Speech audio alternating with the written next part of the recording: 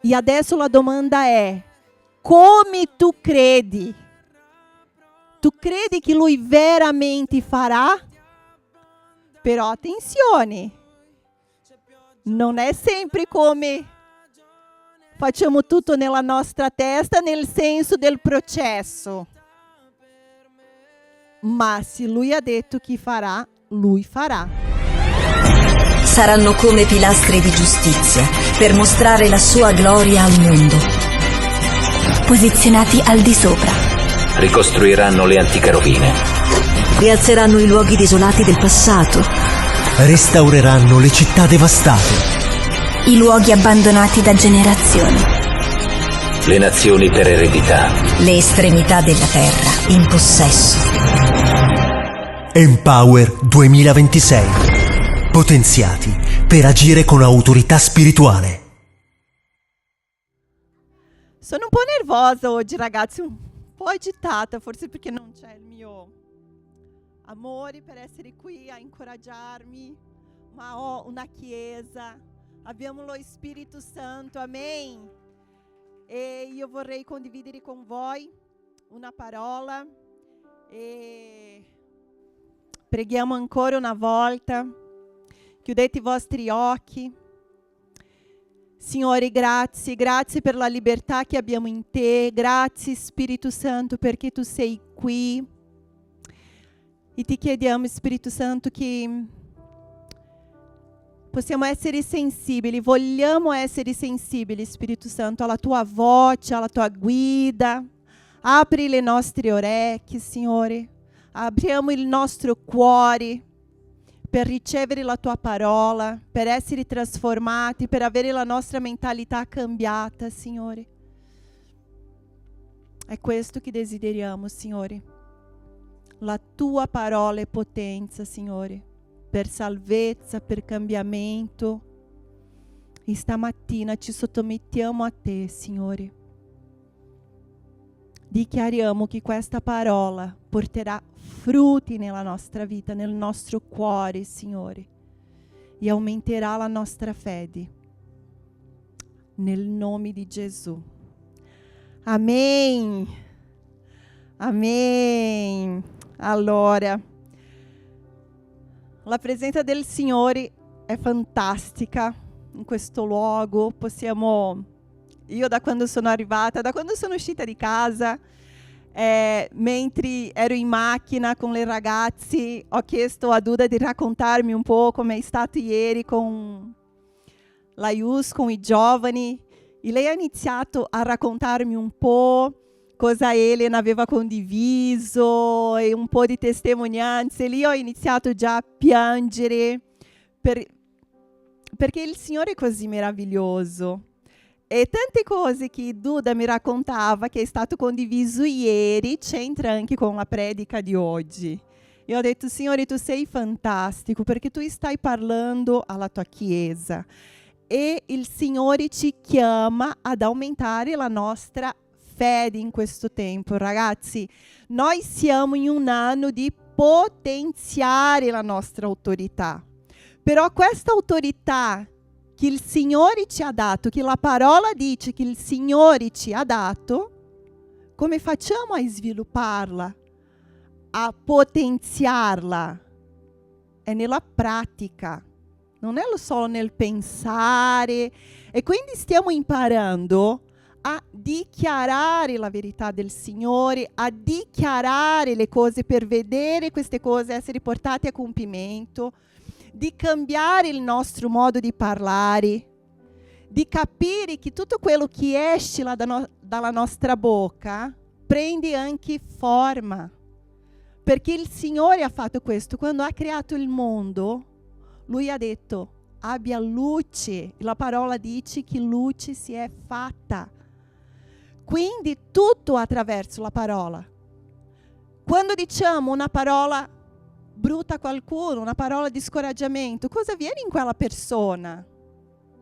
Magari tanti di noi abbiamo vissuto queste esperienze anche nella nostra vita o da piccoli, ognuno viene di una storia. Tanti di noi sanno anche tante cose che sono state generate nella nostra anima attraverso le parole ricevute da quando siamo piccoli. Però il Signore ha una parola di verità per noi, una parola che ci incoraggia. Il Signore ha promesse per la nostra vita. Amen. E ragazzi, il titolo della mia predica oggi è Metti i piedi nell'acqua. Mercoledì, qui nel nostro Big Life, abbiamo fatto un annuncio alla Chiesa. E mi dispiace veramente tanto che non c'è Pastor Alex oggi per essere insieme a ridare questo annuncio a quelli che non c'erano. Ma tutti sanno che da un bel po' di tempo stiamo pregando per un nuovo locale, vero? Tutti sanno già, perché più di un anno che stiamo pregando, dichiarando queste cose. Però tempo fa il Signore ci ha dato una direzione di cosa dovevamo fare. E ragazzi, vi dico che non è, noi sentiamo, il nostro desiderio è ubbidire quello che il Signore ci sta dicendo, ma sappiamo che non sempre è facile e sappiamo che alcune cose il Signore dice anche il tempo. Il Signore, la parola dice che il Signore avvisa i Suoi quando Lui sta per fare qualcosa. E quindi questo il Signore ci aveva detto già da un bel po' di tempo. Ci siamo fermati, abbiamo iniziato a pregare anche su questa cosa. Poi, l'anno scorso, abbiamo avuto le nostre 24 ore di conquista. Abbiamo ricevuto una parola di Pastor Rosley anche su di questo, che dovevamo muoverci di questo luogo. E quando parlavamo con lei, dopo la predica, e non mi ricordo se proprio nella chiesa o poi quando l'abbiamo incontrata in una riunione, lei ci ha detto: dovete dare la disdetta di quel luogo. Io ho detto: oh Signore, però il Signore ci aveva già detto questo. Non è una cosa nuova per noi. Era già una direzione che il Signore aveva parlato. Prima che lei parlasse, il Signore aveva già detto. Poi Pastore Alessandro anche è stato qui, ha dato una parola di entrare, di mettere il piede, entrare nella porta che il Signore apriva, e noi dicendo: ma Signore, apri questa porta. Poi parlando con lui, anche Pastore Ivoni ha detto: ragazzi, dovete dare la disdetta di questo luogo. Io ho detto: sì, Pastor, lo sappiamo perché il Signore ci ha già parlato e stiamo pregando per il momento che il Signore dice: fate insieme alla Chiesa, perché non era una nostra decisione, è una cosa che riguarda la Chiesa di Cristo. E il 6 febbraio avevamo qui in chiesa una riunione con i nostri life leader di ministeri, e mentre venivamo in macchina, Pastor Alex mi guarda e dice: io parlerò oggi con i leader sulla disdetta e in accordo con quello che le persone diranno, quello che sentiremo da loro, noi prenderemo la decisione. Io ho detto: sì, così, dal nulla, mi dici così in macchina, oggi farò questo. Ok, amen, se tu dici questo, è questo.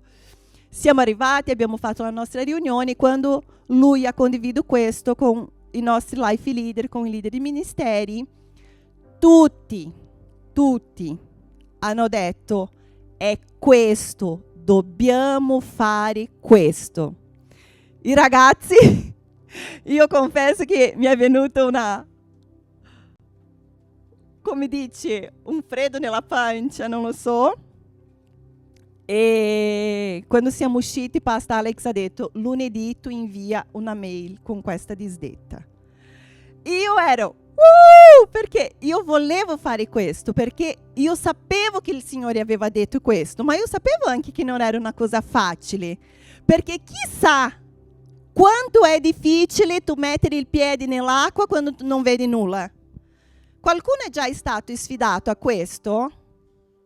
E io mi sono ricordata nel 2019, alcuni conoscono la nostra storia, che abbiamo lasciato tutto in Brasile per venire, non contro Non racconto adesso i dettagli, ma è stata una sfida perché avevamo la nostra vita sistemata, abbiamo dovuto lasciare proprio tutto, lavoro, casa, tutto questo.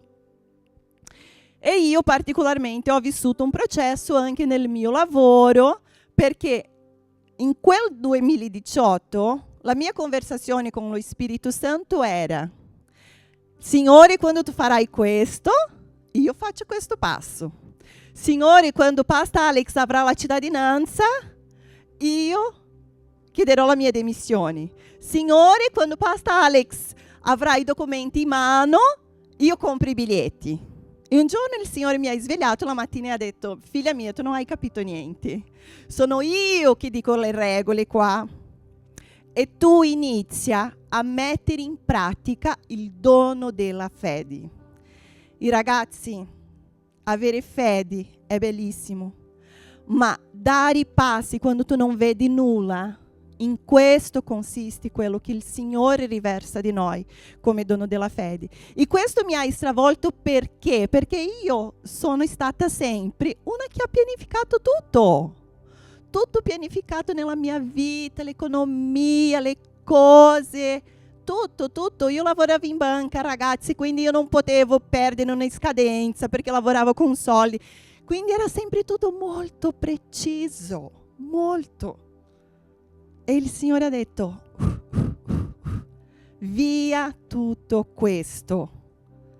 I piani, e io ovviamente dichiaravo sempre: Signore, la mia vita è tua, io voglio vivere i tuoi piani. Ma ero lì tranquilla fino a che il Signore ha detto: ok, è il momento. E quindi lì ho vissuto un processo perché il Signore mi diceva di fare i passi senza avere nulla.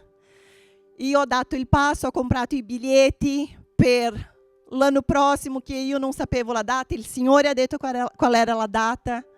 Ho comprato, io dicevo: Signore, ma questa è pazzia perché ho ancora un lavoro, Pastor Alex non ha i documenti. Poi il Signore ha detto: oggi è il giorno che tu parlerai che nella banca loro devono liberarti, mandarti, non sarà te a firmare questo. E io lì ho passato proprio come Mosè nell'Egitto, che andava dal faraone e diceva: lascia il popolo andare. Il faraone diceva no, e lì è iniziato. E in mezzo a tutto questo Pastor Alex non aveva la cittadinanza, lui era qui in mezzo a questo,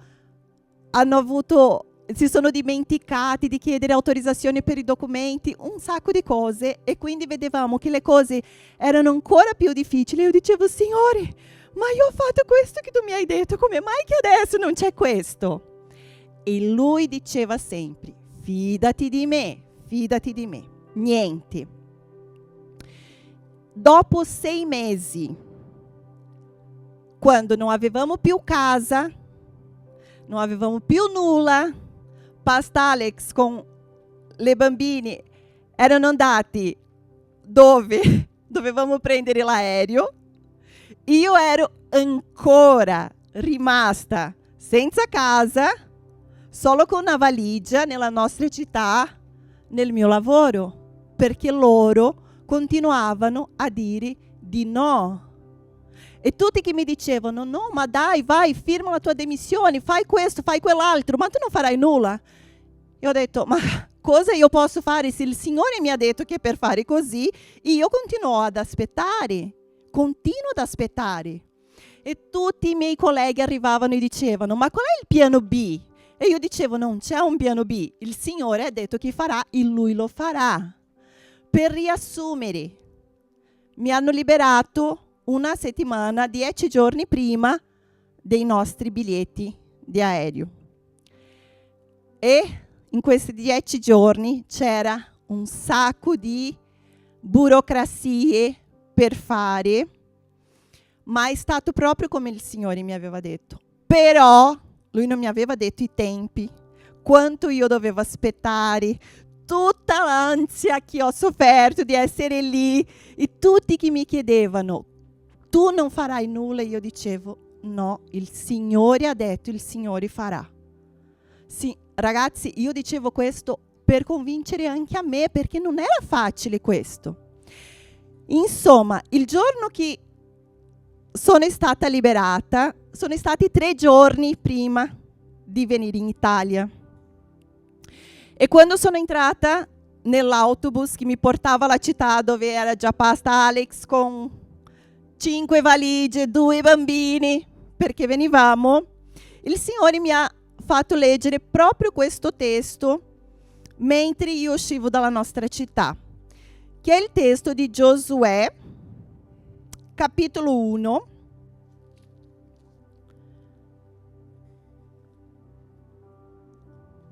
che dice così: dal verso 2: Mosè mio servo è morto, ora dunque alzati, passa questo Giordano tu con tutto questo popolo per entrare nel paese che io do ai figli di Israele. Ogni luogo che la pianta del vostro piede calcherà, io ve lo do, come ho detto a Mosè, dal deserto e dal Libano che vedi là fino al gran fiume, i fiumi Eufrati, tutto il paese degli Ittiti fino al Mar Grande, verso occidente. Quello sarà il vostro territorio. Nessuno ti potrà resistere tutti i giorni della tua vita, come sono stato con Mosè. Così sarò con te. Io non ti lascerò e non ti abbandonerò. Sii forte e coraggioso, perché tu metterai questo popolo in possesso del paese che giurai a loro padri di dare loro. Solo sii forte e molto coraggioso, avendo cura di mettere in pratica tutta la legge che Mosè, mio servo, ti ha dato. Non te ne sviare né a destra né a sinistra, affinché tu prosperi dovunque andrai. Questo libro della legge non si allontani mai dalla tua bocca, ma meditalo giorno e notte, avendo cura di mettere in pratica tutto ciò che vi è scritto, poiché allora riuscirai in tutte le tue imprese, allora prospererai. Non te l'ho comandato io? Sii forte e coraggioso, non ti spaventare e non ti sgomerare, perché l'Eterno, il tuo Dio, sarà con te. Allora Giosuè diede questo ordine agli ufficiali del popolo: passate in mezzo dell'accampamento e date questo ordine al popolo: preparate dei viveri, perché fra 3 giorni passerete questo Giordano per andare a conquistare il paese che l'Eterno, il vostro Dio, vi dà perché lo possediate. Questo il Signore mi ha detto il giorno che sono uscito dalla mia città per venire verso Italia. Io non avevo idea di come sarebbero successe le cose qua. Noi non avevamo. Noi stavamo soltanto ubbidendo quello che il Signore ci aveva detto. Noi non sapevamo la lingua. Noi non avevamo nessuno qui, tranne i pastori che anche sono venuti con altre 2 famiglie. C'era anche Robin e Laine che erano già qui, Deborah, però anche loro erano appena arrivati. Quindi noi non avevamo nessuno che potesse dire fate questo, fate quell'altro, trovate casa in questo modo. No, era tutto nuovo, era un luogo da conquistare. E quando il Signore ci ha parlato della disdetta, il Signore mi ha fatto di nuovo ricordare questo, che Lui ci dà un ordine.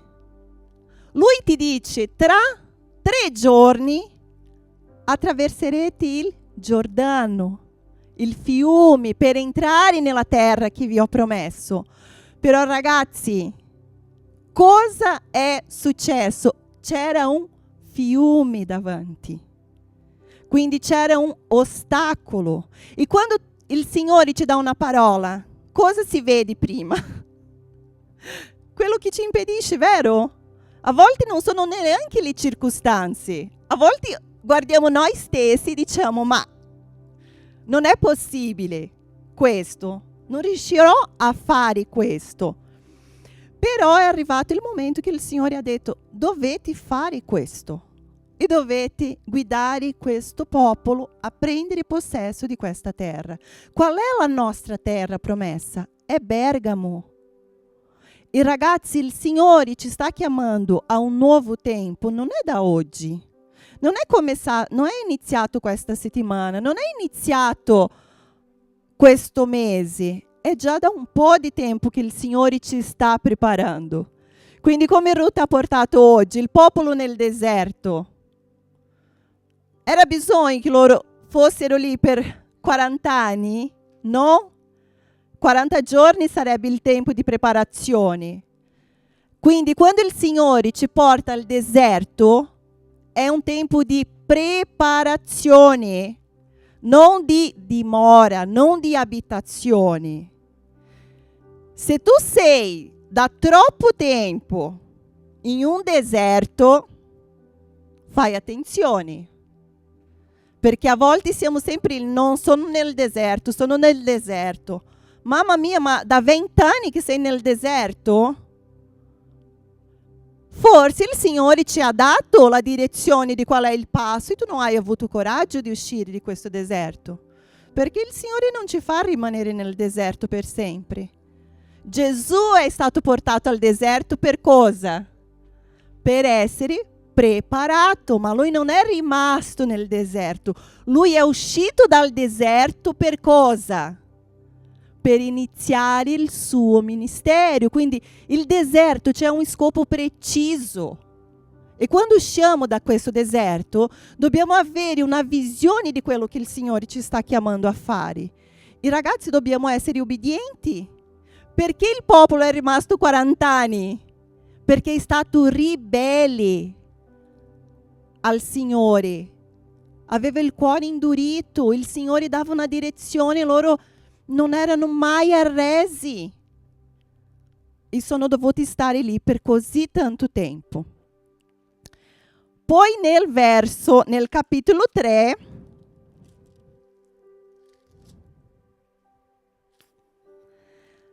dal verso, io vi incoraggio a leggere almeno questi 3 capitoli di Giosuè, ragazzi, perché così tutti potete entrare in questo tempo che siamo già entrati come Chiesa, che è un tempo di transizione. Siamo stati in un tempo di preparazione, adesso è un tempo di transizione. Questa è una parola per la Chiesa locale, sì, ma anche, forse se tu sei qui per la prima volta, non spaventatevi, perché questo serve anche per la nostra vita personale, per edificare la nostra vita.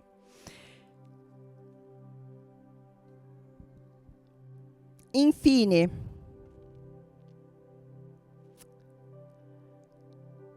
vi dico che questo non è un tempo di panico, non è un tempo di dire ragazzi non siamo nel voto ancora, noi abbiamo fino al 7 agosto per fare il nostro trasloco. Abbiamo già il posto? No, ma il Signore lo ha. Amen. Quindi io non ho dato questa chicca ancora, che era dire abbiamo dato la disdetta, però non sappiamo dove andare. E questa è la chicca del Signore, ragazzi. Perché il Signore poteva aprire una porta se è da un anno che preghiamo. Se Lui sta dicendo che la Chiesa crescerà, che le persone arriveranno, se abbiamo già ricevuto una parola 2 volte, 3 volte, 3 volte, 3 giorni, la parola dice, sapete cosa significa il numero 3 nella parola? Come? Significa il tempo stabilito di Dio. E tra l'altro Duda mi ha raccontato che un ragazzo che era ieri nella IUS ha dato una testimonianza che Dio gli ha parlato 3 volte. Io ho detto, ma tu mi dici questo stamattina? Quindi ragazzi, 3 significa il tempo stabilito di Dio. la Trinità, Padre, Figlio e Spirito Santo, la resurrezione nel terzo giorno. Cosa abbiamo di più nella parola di 3? Giona, che è rimasto 3 giorni nella pancia del pesce. Ester, un digiuno di 3 giorni, nel terzo giorno si è presentata davanti al re. Quindi il Signore ci sta dicendo: è il mio tempo stabilito, ubbidite. Quindi ragazzi, è un tempo di posizionamento e non di panico. In questo testo Israele non era più nel deserto, ma non era ancora nella terra promessa. E era davanti al Giordano. E sai cosa la parola dice? Che leggeremo poi insieme nel capitolo 3. Dice che il Giordano in quel tempo era in piena. Ossia, non era un tempo che il fiume era basso. Era il tempo più difficile. Perché il Signore fa queste cose? Interessante. Non era il momento più facile, era il momento più impossibile. Un'altra cosa che leggeremo insieme. Iniziamo a leggere il 3, ragazzi, dal verso 13. E avverrà che appena i sacerdoti che portano l'arca dell'Eterno del Signore di tutta la terra avranno posato le piante dei piedi nelle acque del Giordano, le acque del Giordano che scendono dalla parte superiore saranno tagliate e si fermeranno in un mucchio. E avvenne che quando il popolo levò le tende per passare il Giordano, avevano davanti i sacerdoti che portavano l'arca del patto. Appena quelli che portavano l'arca giunsero al Giordano e i sacerdoti che portavano l'arca immersero, ossia sono entrati i piedi nell'acqua della riva, il Giordano strarippa dappertutto. Cosa significa, Simo? Aiutami. Il Giordano traboccava. È questo che la parola dice. Pensate, immaginate ragazzi, davanti a un fiume che trabocca. Non sono quelle acque calme. No, chi ha già visto un fiume in piena? È spaventoso, ragazzi. Non è semplice. Però la parola dice che il Giordano strarippa dappertutto durante tutto il tempo della messe. Le acque che scendevano dalla parte superiore si fermarono e si elevarono in un mucchio e una grandissima distanza fino alla città di Adam, che è vicino a Sartam, e quello che scendevano verso il mare nella pianura. Il mar salato furono interamente separati da esse e il popolo passò di fronte a Gericò. I sacerdoti che portavano l'arca del patto dell'Eterno stettero con i piedi fermi sull'asciutto in mezzo al Giordano, mentre tutto Israele passava per l'asciutto, finché tutta la nazione ebbe finito di passare. Amen. La parola dice che quando i sacerdoti posero i piedi nell'acqua, non prima che i sacerdoti misero i piedi nell'acqua, non dopo, quando. I ragazzi, noi siamo in questo tempo adesso come Chiesa, noi siamo nel quando, perché abbiamo messo il piede per fede, non per vista, non per quello che vediamo, ma per quello che il Signore ha detto. E sapete ragazzi che io stavo pensando ieri a questo, che noi come diciamo pastori potevamo avere un miracolo da raccontarvi e dire: ragazzi, il Signore ci ha dato un luogo. Chiesa, il Signore ha fatto questo. Ma sai cosa ho capito? Che il Signore vuole farci vivere insieme un miracolo. Perché? Perché il Signore vuole fare crescere la fede della Chiesa. Non è la mia fede, non è la fede di Pastor Alex. E la vostra fede crescerà mentre mettete anche voi i piedi. Per fede in questo.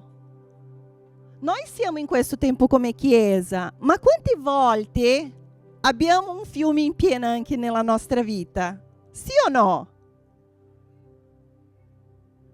E sapete ragazzi che la transizione, io accelero adesso per portarvi alcuni punti come di quello che vivremo come Chiesa e come dobbiamo guardare quello che il Signore ci guida di fare e cosa ci porta questa parola, la parola di Dio, questa parola data al popolo di Israele per la conquista della terra promessa. La prima cosa è che la transizione, che è il tempo che siamo entrati, è il luogo della rivelazione. Amen, Chiesa? Dio attiva il futuro. Dio ha detto: Mosè è morto, adesso alzatevi. Dio non è lì a dare 1000 spiegazioni. Abbiamo vissuto un tempo in questo luogo benedetto che il Signore ha fatto tante cose. Ma adesso Lui dice: alzatevi, muovetevi. Quindi è il tempo che possiamo capire cosa il Signore ci sta guidando a fare. Quindi quando il Signore ti dice di uscire dalla nostra zona comfort, questo non è una punizione per noi. Questa è un'opportunità di crescita. Il Signore dice: un tempo è finito per il popolo di Israele, il deserto era finito e avevano una promessa davanti a conquistare. Ma c'era un fiume da attraversare. Nella nostra vita personale, quando finisce una stagione lavorativa, quando cambia una relazione, quando Dio chiude una porta o quando perdiamo una sicurezza, quante volte siamo lì a dire: ma Signore, adesso? Ragazzi, una stagione è finita perché l'altra inizi. È un nuovo tempo. Guardare con gli occhi del Signore le cose. Cambio di fase, cambio di stagione. E io vi incoraggio a dichiarare alcune cose stamattina. Mettiamo in pratica anche a dichiarare insieme come Chiesa, con la nostra bocca. Io invito a dichiarare questo adesso. Duda anche metterà queste frasi. La mia transizione non è una crisi, è una preparazione. Dio sta rivelando qualcosa di più grande. Possiamo dichiarare questo come Chiesa? Dichiariamo tutti. Alzate la voce, ragazzi. Coraggio, fede e coraggio. La mia transizione non è una crisi, è una preparazione. Dio sta rivelando qualcosa di più grande. Amen. Amen. Amen. Seconda cosa, ragazzi, il miracolo non inizia nel cielo. Il miracolo inizia nei nostri piedi. La Bibbia dice: quando i sacerdoti misero i piedi nell'acqua, quindi il fiume non si aprì davanti a loro, si aprì sotto di loro, quando loro hanno fatto il passo. Quindi il miracolo non precede il passo, il miracolo segue il passo. Che so che è stato predicato questo da Elena anche ieri. Se vi ricordate, qualche settimana fa, Pastor Alex ha predicato sui 10 leprosi.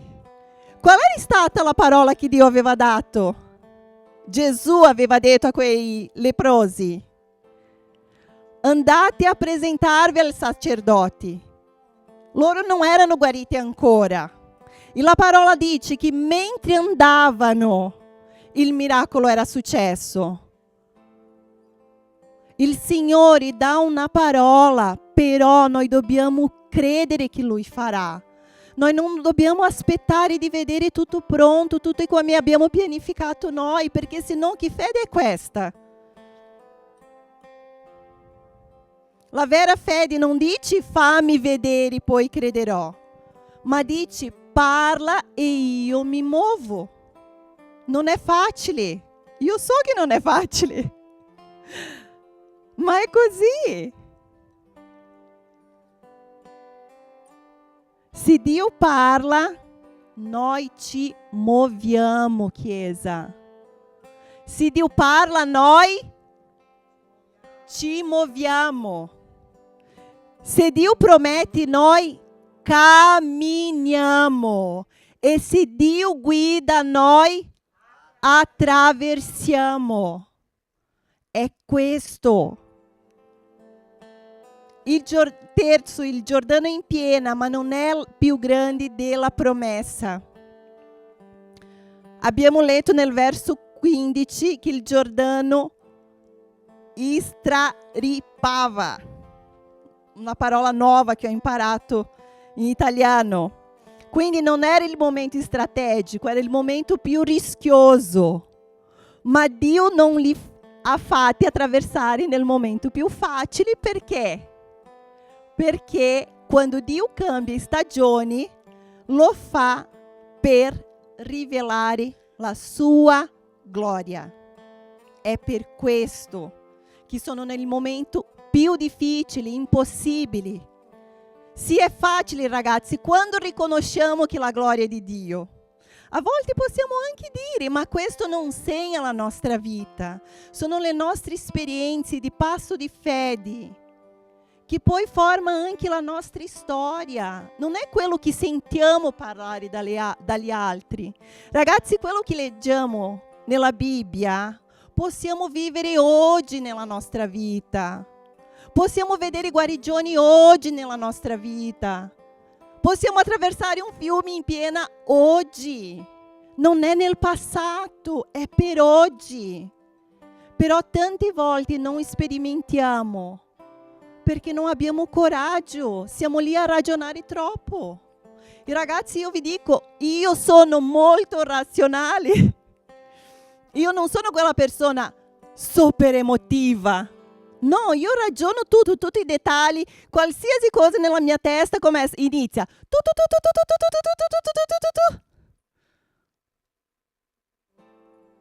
Ma non è razionale la fede. Abbiamo un culto razionale al Signore. Cosa significa questo? Che non facciamo nelle emozioni quello che sto sentendo. No, noi decidiamo di cultuare. Ma la fede, quello che il Signore ci dice di fare, tante volte non ha senso.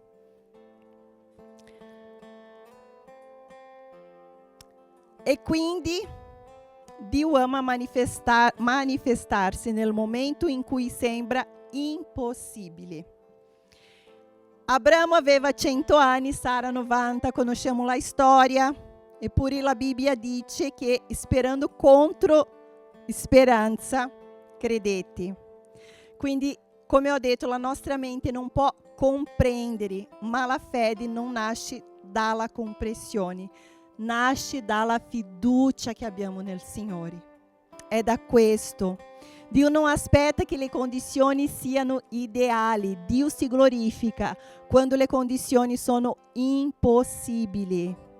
La nostra fede non si nutre di logica, ragazzi. Non è logica, si nutre di fedeltà.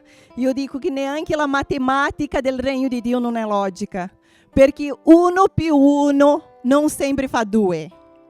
Tante volte 1 più 1 fa 10, fa 1000. Come? Non lo so, ma anche questo ho già visto Dio moltiplicare la provvigione tante volte, di dire ma come siamo riusciti a fare? Il Signore fa. Nella tua vita personale, forse il Giordano in piena sia una pressione finanziaria, una decisioni difficili, una situazioni familiari tesi, porti che sembrano chiusi. Ma ragazzi, la promessa che Dio ha per noi è quello che costruisce la nostra storia. Le circostanze intorno a noi possono fare rumori. Il fiume in piena fa tanto rumore. A volte solo un ruscello nel silenzio fa tanto rumore. Immaginate un fiume in piena. Ma quando abbiamo fede in quello che il Signore ci ha detto, possiamo costruire la nostra storia con Lui. È parte della nostra storia. Non ci sentiamo intimiditi per le situazioni, ma crediamo in quello che il Signore ha già detto. È la promessa del Signore che definisce il nostro destino, non è la circostanza che abbiamo intorno. Quindi il fiume oggi per noi come Chiesa vuol dire arrivare a un luogo nuovo, a questa terra promessa. Vuol dire prendere possesso dalla grazia di Dio. Vuol dire cosa? Cosa abbiamo bisogno come Chiesa? Di un miracolo.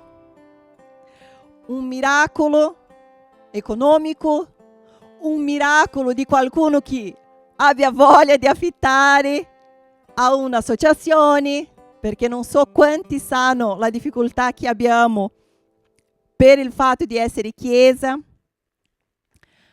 Ci sono tante cose, ragazzi, che se guardiamo abbiamo bisogno di un miracolo.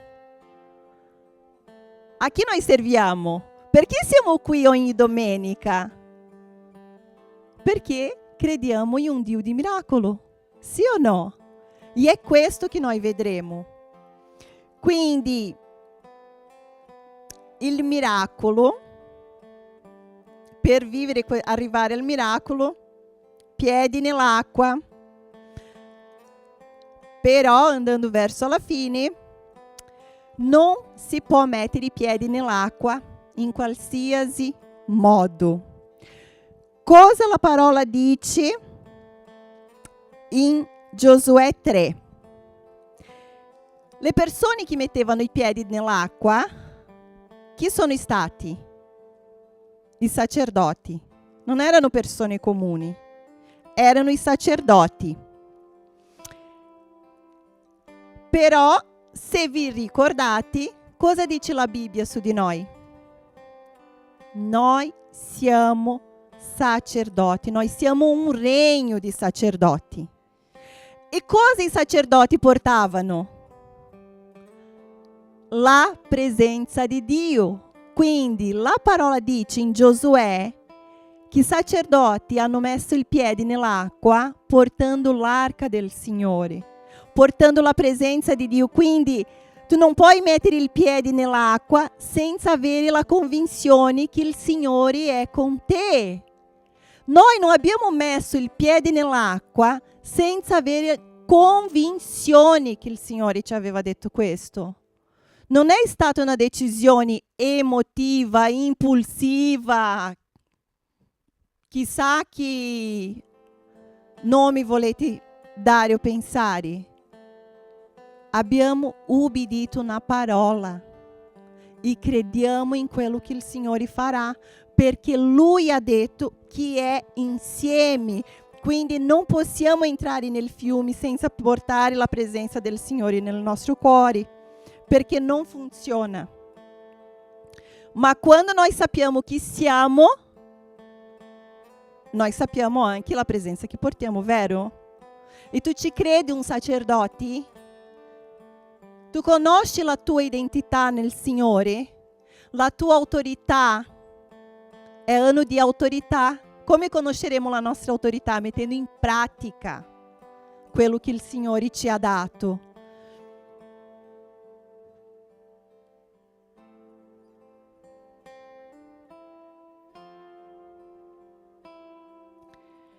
I ragazzi, dal verso 16, la parola racconta, e questo non è solo per la Chiesa in questo tempo, ma sono per quelli che stanno passando, che stanno lì nel momento di mettere il piede nell'acqua, per circostanze a casa, con la famiglia, con cose che tu dici, ma questo non succederà, questo non cambierà. Guardate cosa la parola ci racconta, che quando i sacerdoti misero i piedi nell'acqua con la presenza di Dio, tutto il popolo ha passato. Cosa vuol dire questo? Che il passo dei sacerdoti apre la via per un'intera nazione. E io vorrei incoraggiarvi, Simo, il passo che tu hai dato porterà tutta la tua famiglia. Tu vedrai questo. Tu hai fatto il passo, anche loro passeranno. È questo. La famiglia passa. Quando facciamo passo di fede, la nostra famiglia passa. I nostri figli passano. Una generazione intera passa, ragazzi. Attraverso la nostra decisione, la nostra famiglia può cambiare. È questo che i sacerdoti hanno fatto, hanno ubbidito e hanno creato come un corridoio spirituale. Basta uno nella casa e piano piano la parola dice: crederai e sarà salvato te e la casa tua. È una promessa del Signore, non è una cosa dal vuoto. La nostra fede apre una strada per gli altri. Ragazzi, io vi chiedo di alzarsi.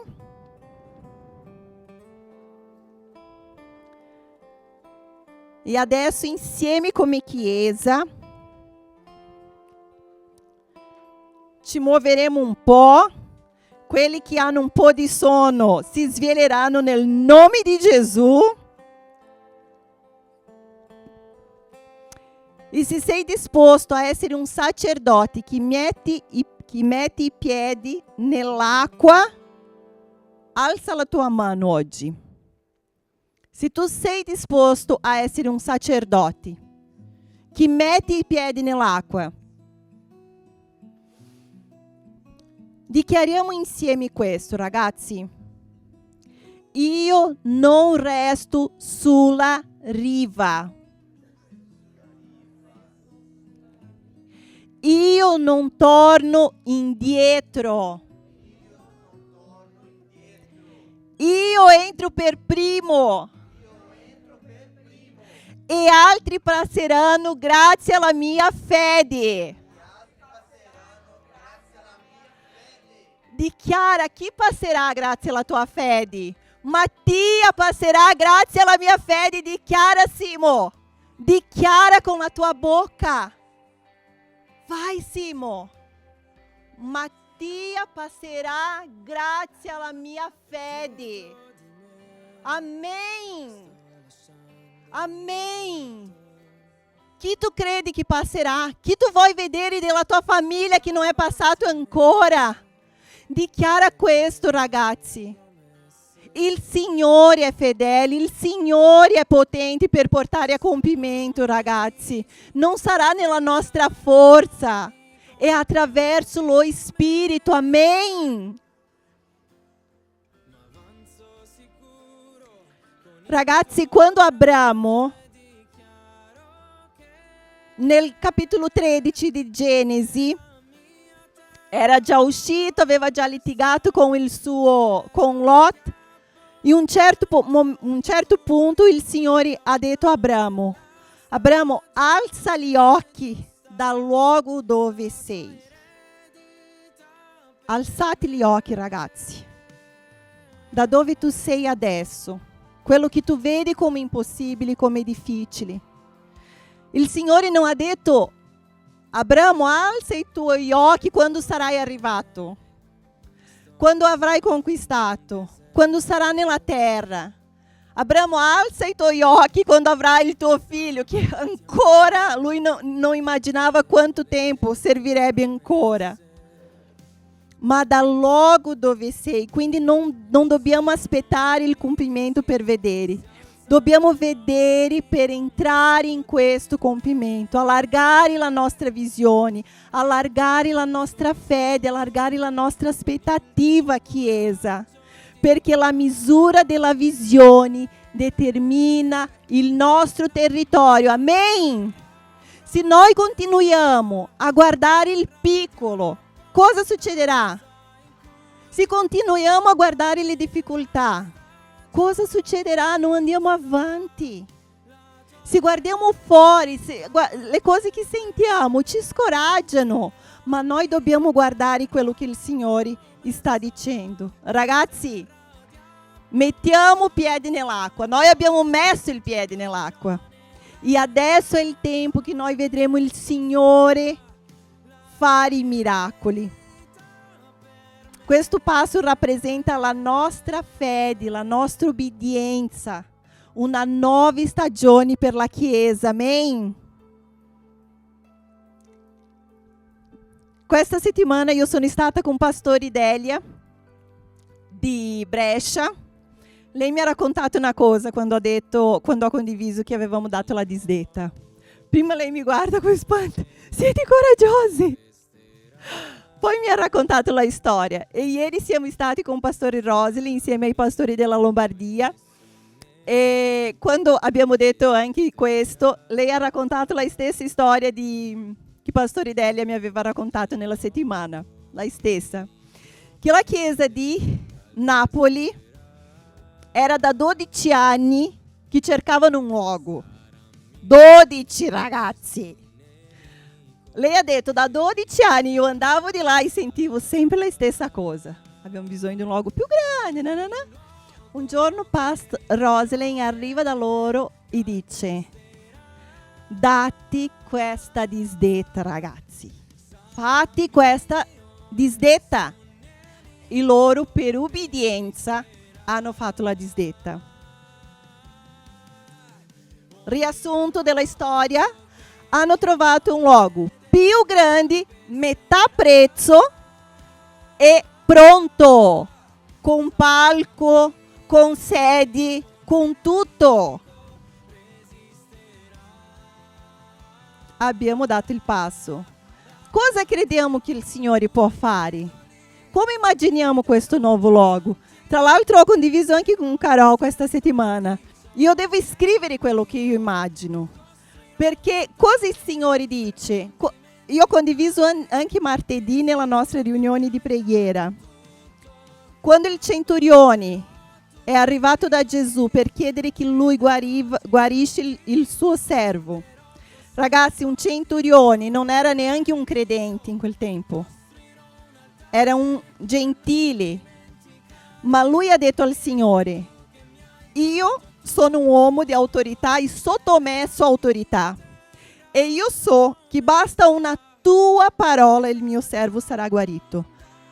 Alla fine, cosa Gesù ha detto a questo uomo?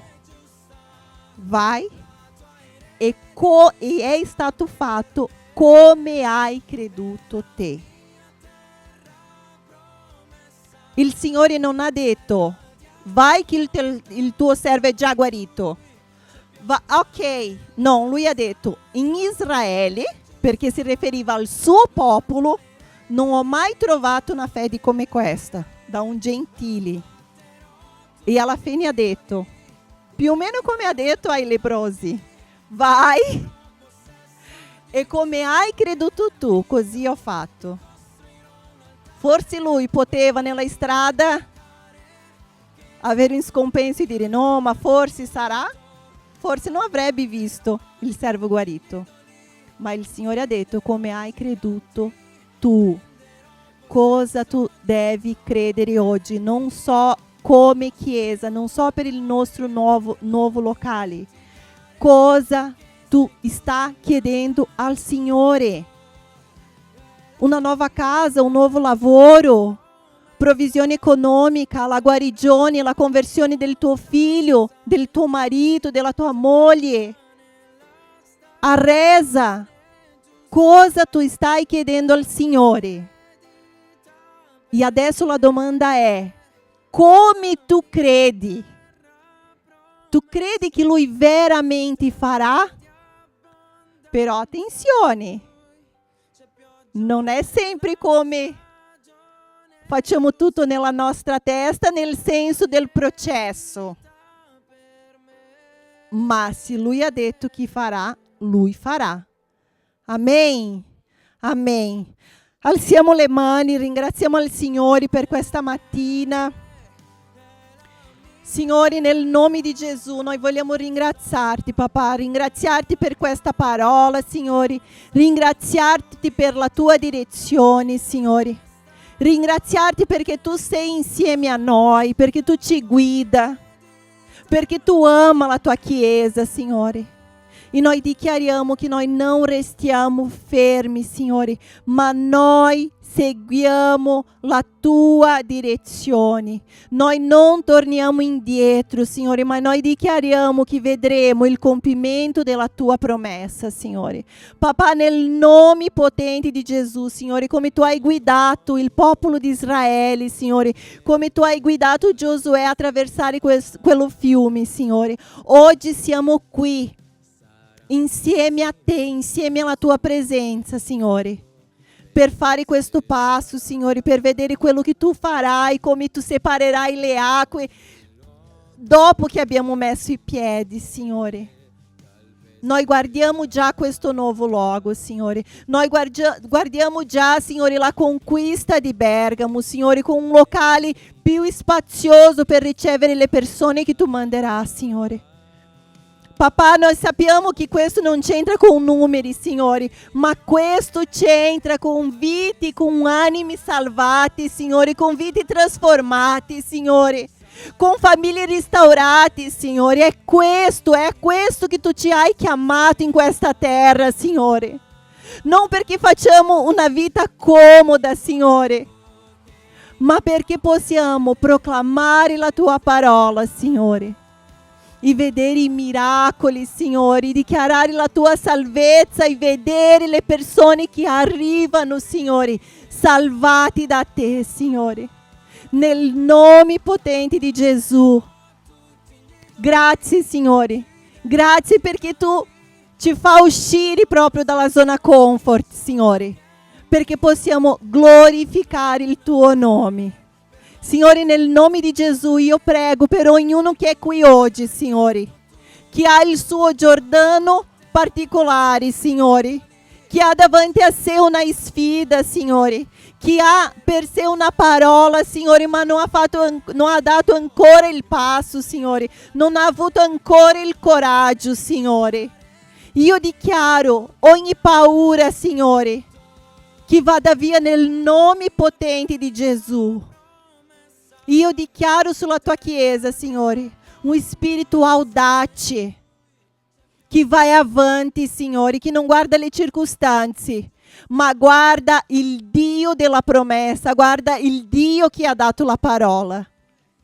Nel nome potente di Gesù, benedici la nostra settimana, Signore, benedici la vita di ognuno che è qui. Amen e amen e amen. Sia fatto secondo la nostra fede, amen.